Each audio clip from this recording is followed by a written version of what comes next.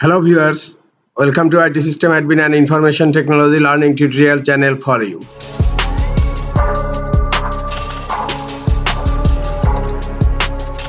Today in this tutorial I am going to show you how to enable pop-ups on Google Chrome browser. Sometimes it becomes very important for you, so don't forget to watch full video.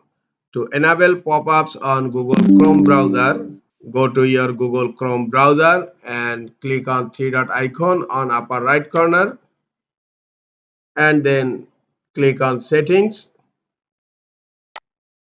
In left pane, click on privacy and security. Now scroll down,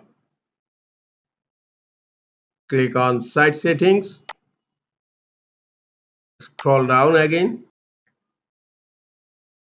Under content, you will find pop-ups and redirects. Click on it. And here the default behavior. Now don't allow site to send pop-ups and use redirect is selected.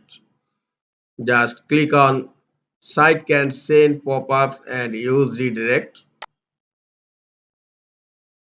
Pop-ups and redirects is enabled on my Google Chrome browser. This is all for today. Hope this tutorial is helpful for you. Keep watching for next tutorial. Thank you very much.